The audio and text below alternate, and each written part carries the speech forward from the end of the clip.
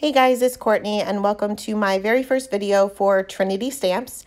Today I'm going to be using the Hello Sweet Friend stamp set. You can see there's a large floral, there's some smaller florals, and a ton of sentiments that you can mix and match. Today we're going to be making a one-layer card. I'm starting off with a piece of Nina Solar White 80-pound cardstock, and I'm taking my T-square ruler and using my little grid mat here to kind of just map out the center of my card panel. And I'm going to be going over these lines later, so I'm not too worried about getting it perfect at this point. I did have a few ink smudges from my fingers there, but we'll fix that later too. Next, I brought out my Misty, and I'll be stamping this image off to the left with a little bit of the top and a little bit of the bottom kind of overlaying those lines. I had a feeling I was going to have to stamp this twice. This is a pretty large stamp. So I stamped this twice on my card panel, and then I also stamped it on a piece of Eclipse masking paper. And we're going to be using the mask after we do our coloring, but I'll show you the cutting of it now. This image has a little handle here, and this is what works for me. I cut right through the bottom part of that handle so that I can get the inside. I just cut right along the main image and then take out that little piece, leaving the rest of it whole. I just find this works easier to have my mask stick as one whole piece once I put it onto my card panel. Now, like I said, I'm going to be using this mask after we do our coloring. I'm not doing any kind of ink blending on this card, and I'm not going to be doing any additional stamping with the exception of the sentiment itself. So I'm just basically going over the basic shape of my image. I'm not worried about going right along the lines. Just as long as I get close to them, I'm okay with that. I went ahead and put my mask aside because, like I said, we'll use that after we do our coloring. I wanted to keep this kind of fall colors, so I'm starting off with this larger flower here, and I wanted this to be a deep red. I'm starting off with my highlight color and just mapping out my darkest areas. Then I'll go in with my darkest color, which is the R89, and just adding a little bit of the darker areas where one petal lays over another and towards this center of the flower itself. I'm only doing 3 color blends here. These flowers are pretty tiny, so you can get away with just 2 or 3 colors here. Next, I'll move on to my mid-tone and extend those darker areas out just a little bit, leaving a highlight just on the tip of each of the petals. And then going back in with my R43 and filling in those highlight areas. Next, we'll move on to the oranges. And I'm going to be, again, starting off with my lightest color, which is actually a Y marker. Y markers and YR markers blend very nicely. So I'm just mapping out, again, my darkest areas, which in this case will be right towards the center of the flower. Then going in with my darkest color and just doing a few little flicks to get those darker areas in the center. This will make it appear that the flower is kind of indented in the center. Blending that out with my mid-tone and then back again with my lightest color. Next, we'll move on to our yellow flowers over here.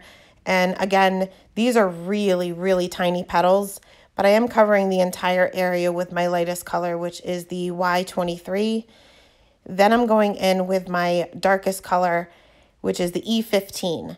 And I'm putting a very, very tiny little flick here on just some of the petals, not all of them. It's almost impossible to get all of them. Then blending that out with the YR24, just leaving a very small highlight for that Y23. I'm not going to show you the coloring of all of these flowers. I pretty much colored them the same, using the same combinations.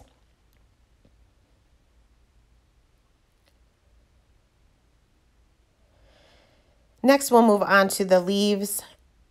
I'll start with these larger leaves here, and I'm going right in with my darkest color here, which is the YG97. And my darkest areas will be where these leaves are kind of laying behind the flowers. Then I'll blend that out with my YG95 and then blend that out completely with my YG93. Next, for these little tiny leaves here, start with my darkest color again, which is the G28, and I'm literally just putting one little flick right there in the center. I'll blend that out just a little bit with the G46, and then go in with my G21 and blend that out all the way to the end. Now there's a lot of little leaves, little flowers in here, so I tend to forget some of them or just overlook some of them. So sometimes I did have to go back, like with these two little leaves here with my YG markers, just because I just completely overlooked them.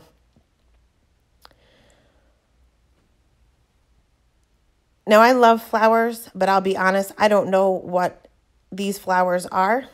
So I kind of just colored them any way that I wanted. For my stems, I'm just using this one color here. I'm not doing any kind of blending on the stems themselves. They're pretty tiny.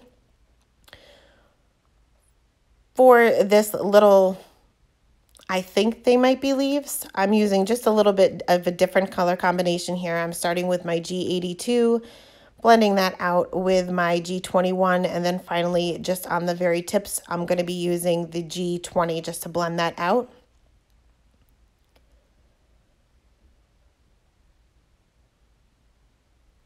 For this next one here, I believe this was supposed to be a flower, but I colored it as a group of leaves, which is fine. You can't tell the difference in the end. For the little buds, I wanted these to be a darker orange than the flowers. So I'm actually starting with my E09 and just putting my darkest area just there on the very base of it. And then I'll blend that out with my YR68, and this just gives the appearance that it's just a completely different shade of orange and just different from the other flowers. And like I said, I kept missing things, so here's two little buds that I forgot about again, so I had to go back in with that Y09 and the YR68. For the little planter that these flowers are in, I guess it's a watering can, I'm going to be using my C markers. I'm going to go right in with my darkest color, and I'm going to create my shadows underneath where these flowers hang over, and then it'll be on either side. Because this is a round object, you want to make sure that your highlight is in the center. And for my darkest color, it's a very dark color, it's nearly black, so I'm just a very faint line. I'm just using the very tip of my marker. Then when I go in with my C5, that's when I'll start my flicking and extending that out a little bit. Remember to do the handle as well. The highlight on that would be on the very edge of the handle. Next, I'll go in with my C3 and blend those flicks out even further, making sure that I leave that highlight right there in the center. And last, I'll go in with my C1 and completely blend that out.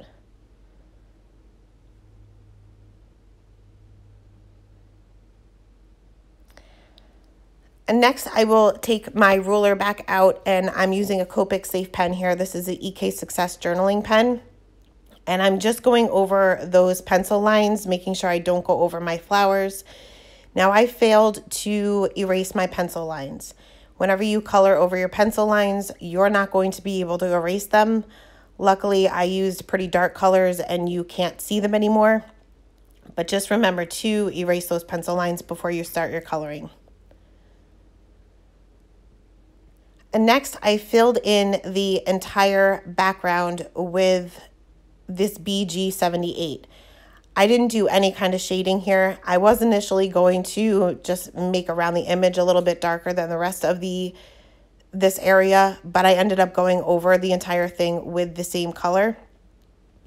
Now you want to make sure that you pick a color that's dark enough for this technique, but you'll also want to make sure that you have a really good tip on your marker. There's a lot of intricate areas between these little flowers and leaves that you'll really want to make sure that your nib is in good shape. I know when I first started with my Copics, I had a hard time getting used to the nib, so I pressed way too hard. And a lot of my nibs, they weren't ruined, but they weren't as pointy as they should be, I guess.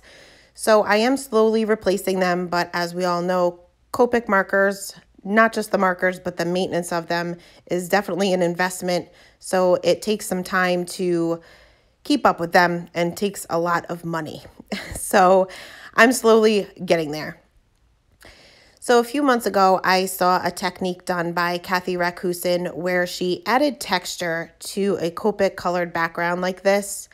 And she used the colorless blender solution. It comes in a pretty large bottle. It's made by Copic.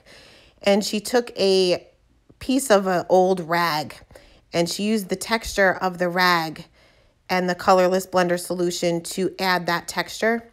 Well, I don't have that solution, so I'm going to do the next best thing. First, what I did is I replaced my mask and covered up my colored image here, because when we add the alcohol to the background, the color is going to move around. So I don't want this to go over what I've already colored. And I'm also taking some Post-it note tape to mask off those lines. And I'll be using this rubbing alcohol pad that you can find in the pharmacy or your bathroom. I keep mine in my craft room because this is what I clean my acrylic blocks with. But I am masking off all my areas, then kind of bunching up this alcohol pad and just pouncing that all over the place. I'm trying to not go all that close to my image just because I don't want to take the chance of this dark blue-green color bleeding too much. So you can see how that starts adding texture as it dries. You may not see it immediately, so if you want to go back over a certain area, just wait for it to dry and see what the result is before you go back in.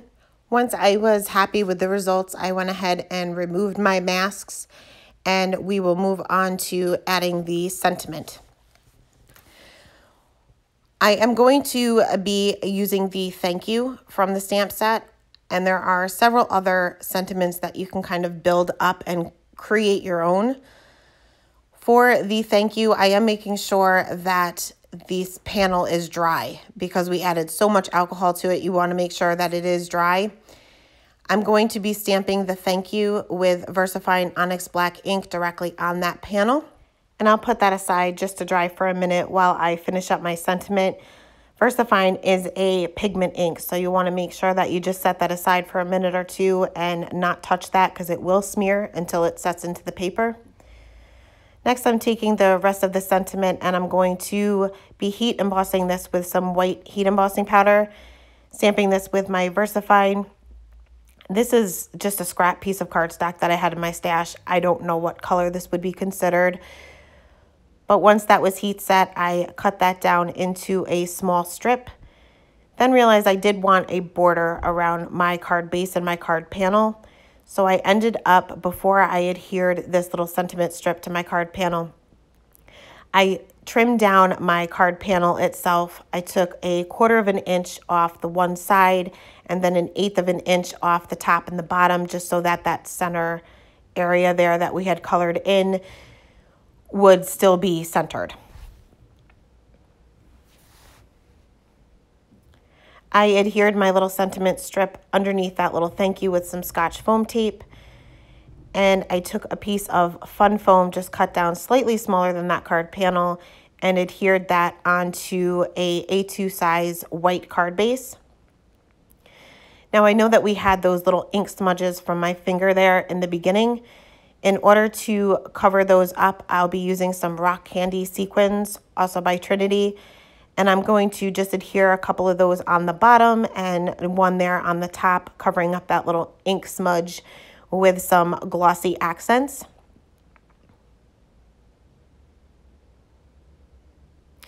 I took a white gel pen just to add a few little details to some of those flowers. I added the little stamen back in that red flower, and then just a few little dots here and there on some of the flowers to add some interest. And that is the card for today. Thanks so much for stopping by, guys, and I hope you have a wonderful day. Bye.